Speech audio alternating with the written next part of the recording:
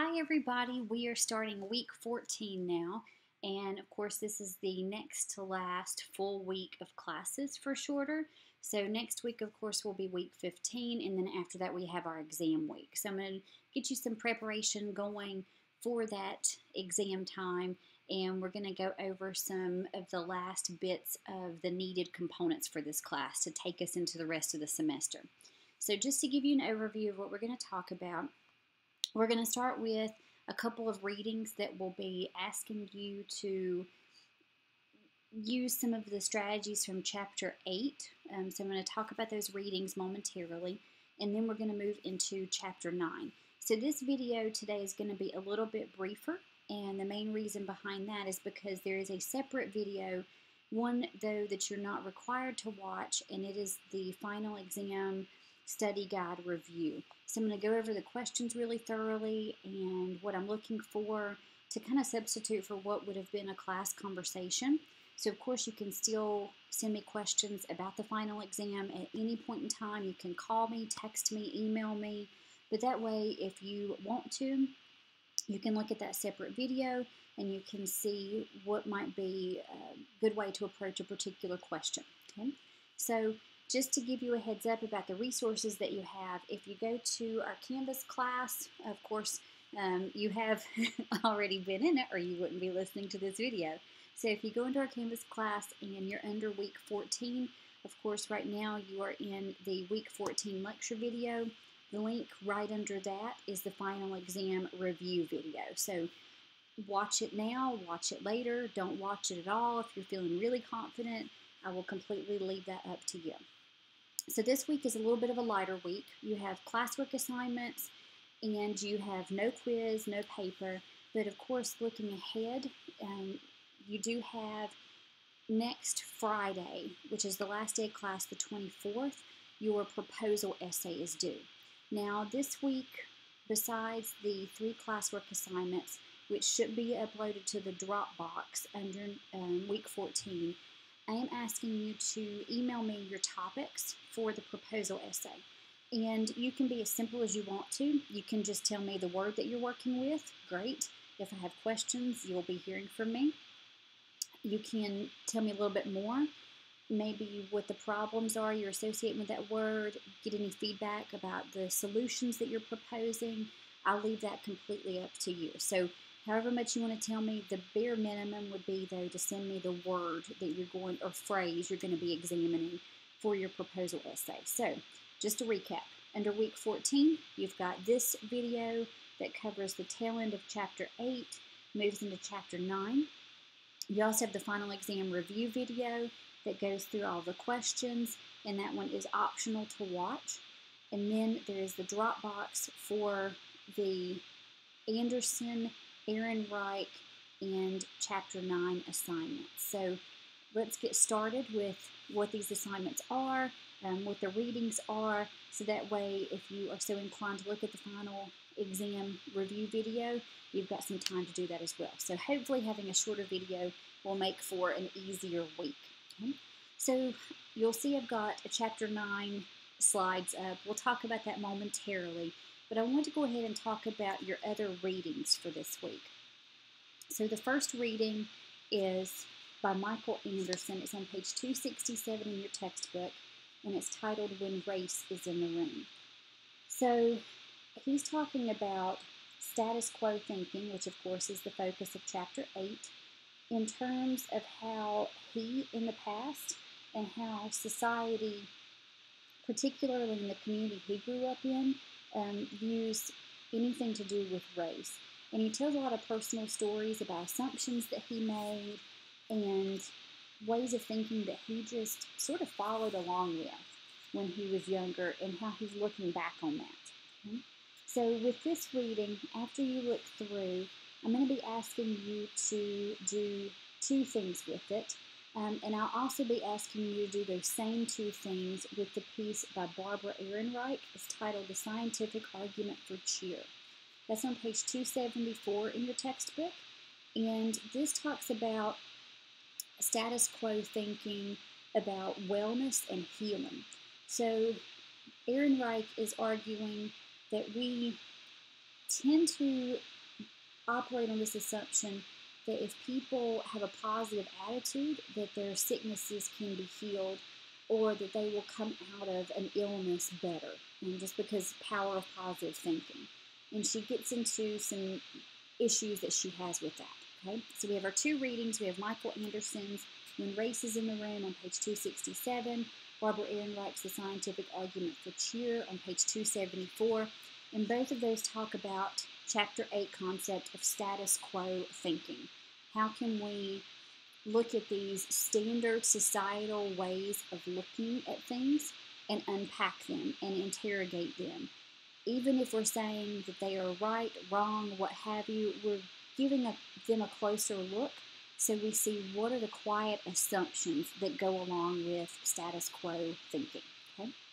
So that will move me to, I've come up on this very, very quickly, the classwork assignments 1 and 2. And again, I'm keeping this video a little briefer because you've got paper coming up on the 24th. You've got a final exam coming up the week after that. I want to give you a little bit of a break. I know that things are awfully busy and you've got multiple classes that you're juggling. So let's start with then classwork grades number 1 and number 2. So with both Anderson's and Ehrenreich's piece, if you will do this.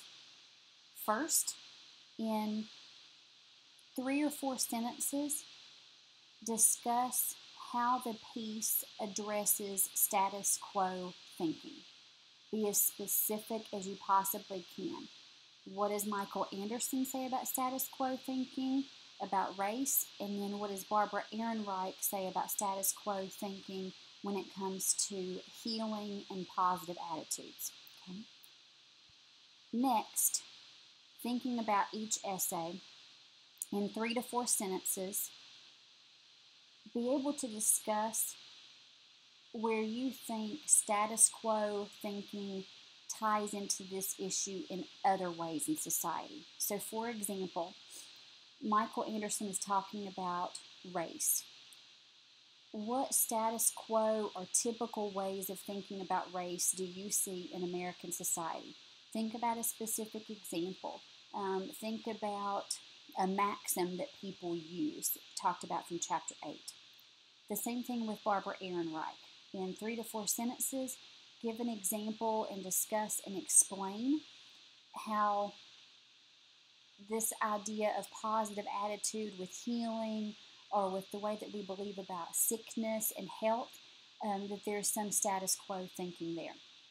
So if you're thinking, okay, you just threw quite a few things at me. Let me break that down for you, okay?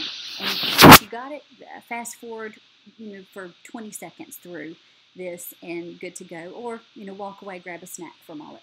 So here, let me lay this out again. For classwork grades 1 and 2, first thing, give me a 3 to 4 sentence summary of how Michael Anderson addresses a status quo issue of race.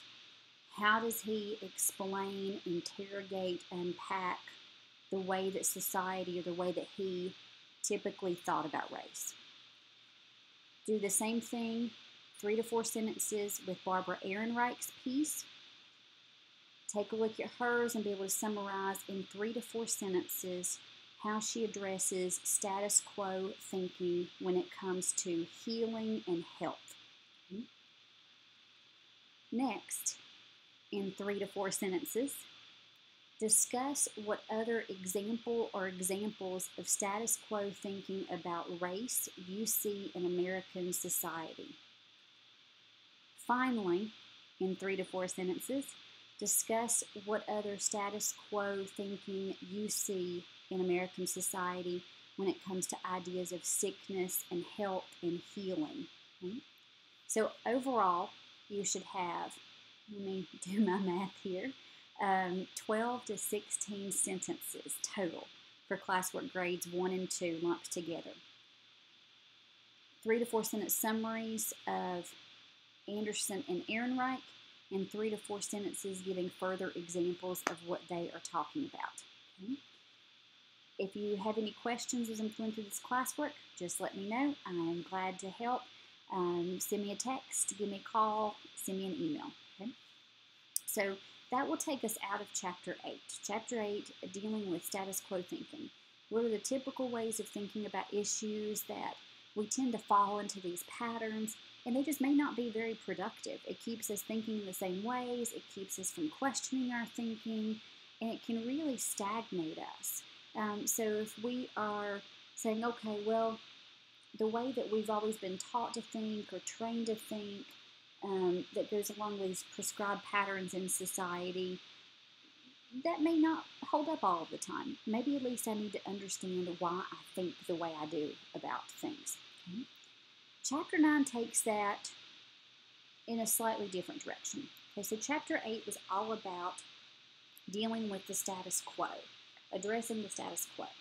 So that was basically thinking about the ways that we are taught to think, the ways that society says that we should think, these typical patterns that we live by. Chapter 9 goes into a more individualistic and personal route, generally assessing your thinking. So looking back at the way you believed about things in the past versus the future, what might have changed, and thinking of this particularly in an academic way, but not solely in an academic way. So I'm going to take you through Chapter 9, talk about the principles. Chapter 9 is a brief one, and so it might feel like kind of a comfort compared to previous chapters where we've had 3, 4, 5, 6 strategies. Chapter 9 is straightforward, simple, and I love it as a closing chapter for our class because you're looking at yourself, you're looking at your ways of thinking. And I think being able to examine these patterns for some people is a lot more straightforward than, say, some of the things we've looked at in earlier chapters. But all of them are beneficial. We're just going from less personal to more personal. So it's all about you with Chapter 9. So Chapter 9 is titled Assess Your Thinking. And as usual with my PowerPoint, you'll see I'm not maximizing this. The program I'm working in, it's going to look a little funky. So I promise you again, I know how to use PowerPoint. I'm just making sure I don't get kicked out of the program or lose anything. So in case you're curious. So assessing your thinking. Your chapter talks about how everyone really does this in some form or fashion. Everybody in every industry looks at their performances. So if you think about a coach for any sport, or a player for any sport, they might look back at videos of previous games and assess certain plays and see what worked and what didn't. And if you think about people who sell anything, they might look back at their sales records and think, okay, well, how did I actually broach my clients and customers? How did I make these sales? What happened when I didn't sell to this person? Okay? If you thinking about yourself as a student, let's say that you took a test and it could have gone better. You would have been happier with a higher grade. You might look back and say, okay, well, what did I do where I missed these questions? Or what might have been a strategy that caused me to fall a little bit short? Okay? So no matter what we tend to in any kind of professional life, whether it's work or school, look back on our previous performances and figure out what worked and what didn't. We also need to look back on our previous thoughts. And your textbook talks about how looking back on writing is a great way to do that, because one way to sort of see how you used to think is to look back on what you used to write. And we can definitely see that being the case. If you think about, I don't know, if your parents saved stuff that you did when you were a little kid, of course, you look back on it and you think, oh, that's really sweet. Something you wrote when you were 7 and 8. Maybe a little story for class or something like that. And your parents save it, they think it's cute, and you look back and you can say, oh, this is what I was thinking about. This was what was important to me at the time.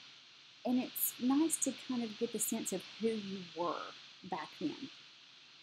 Even the things that you may have written 6 months ago, a year ago, 2 years ago, can show slightly different patterns of thought that have developed over time. And you can look back on that and say, oh, well, I used to feel this way about this thing, and that's changed a little bit. Or, no, it's stayed pretty much the same.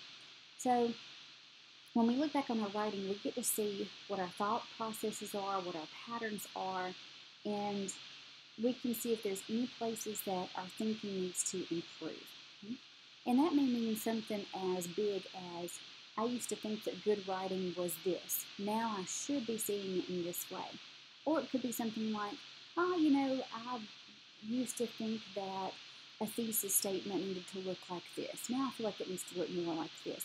So it can be any level of thinking that you are reevaluating when you look at your writing. Okay? So with this one, with this chapter, the requirement is to try to be as objective as possible when looking back on the previous ways that you used to think about things. I think that's difficult. You know yourself better than anyone else knows you. And so when you're looking back on yourself objectively, it's almost like you have to get out of your own head, and that can be pretty difficult. So it's mainly do the best you can with this. And there is a question that we'll be talking about for the final exam that could potentially wind up there that talks about previous ways of thinking, and that ties into chapter 9. Okay, so let's talk about our first strategy here. Examine past assumptions. And when you look at a piece of writing, or you can maybe even just reflect on your thoughts back then, if you have a pretty solid memory of who you were 3, 4 years ago, 5 years ago, whatever the case may be, being able to look back on things that you evaluated as good or bad, for example, can definitely make you see where you may have improved, where you may have changed for better or for worse. Maybe even make you see where there might be some room for improvement. Or maybe you say, no, I feel like I've changed in this great way and I need to keep progressing in that direction. So being able to look back on your previous ways of thinking when it comes to academic things, when it comes to personal things. I know your chapter talks a lot about, of course, academic things, but I think that it's also beneficial to think about how you might have changed in a personal sense over a span of time. What person are you this time around? How have your ideas been shaped over time? So when you look back at past assumptions, that may mean evaluating past prejudices and biases that just became part of your typical routine. And kind of a silly one, I'll give you a personal example. Many years ago, probably 15 so years ago, I operated under the assumption that if something was popular, particularly literature, that meant it couldn't be good. And we can see plenty of examples of that, of things that are popular that are not great literature, but there's plenty out there that's really well written that's still popular. So I was operating off of that assumption, so I felt like even if I didn't say anything, I was very dismissive of those pieces of literature that I thought weren't quite at the level of great work that I thought they should be. So probably kept me from reading some really interesting things, maybe some fun things, maybe some really bad things, but I would still have learned a little something. So I can look back on that thinking and say, just because something is popular does not necessarily mean it is bad. Just because something is popular also does not necessarily mean it's good. There can be shades of gray with that. So maybe as I keep progressing, I need to give something a shot. If I'm curious about it, read it. If I don't like it, keep moving along. Okay? So that would be one example that comes from my academic life, definitely. And think about assumptions that you used to have maybe about what it means to be successful, or what it means to have a good relationship, or what it means to be a good writer, what it means to attain your dreams. We can definitely change our patterns of thought decently over a span of time, and it could be in subtle ways, could be in major ways. But the point is to go back and say, okay, what did I believe to be true before that maybe I can be a little bit more flexible on now, or maybe I feel more firmly about it, okay? So maybe something else in your past, you had a past assumption that now has become firmer over time, and you feel like you're a better person because of it. So it can start to get into a lot of self-examination. Let's look at this next strategy, that should be labeled as strategy number 2. So pardon the omission there. So strategy number 1 for chapter 9 was examine past assumptions. So look back and see, what did you used to think was true, was good, was bad? And do you still feel that is the case? And if so, why? If not, what caused the change? Or do you think the change is for good, bad? Just being able to think about those patterns. Strategy number 2 is describe new thinking. So if you went from believing one thing to another, even if it wasn't a drastic shift, be able to explain that change in thinking over time. So I'll say, for example, this may not be the most exciting example, but I've been doing a lot of writing lately, so this is on my mind. I used to think that when I first started writing, when I first started doing these research papers on literature in college, that poetry was very difficult to write on, because when I'm trying to analyze a poem, it just felt like I could give you the big picture, but I couldn't tell you what contributed to that.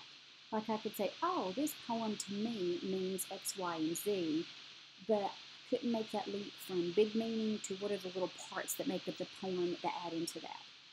Now I've realized I need to, or over the past 10, 12 years, I've realized that I need to sit down and look at individual words. Look at the words that rhyme. Look at the punctuation. What does this mean?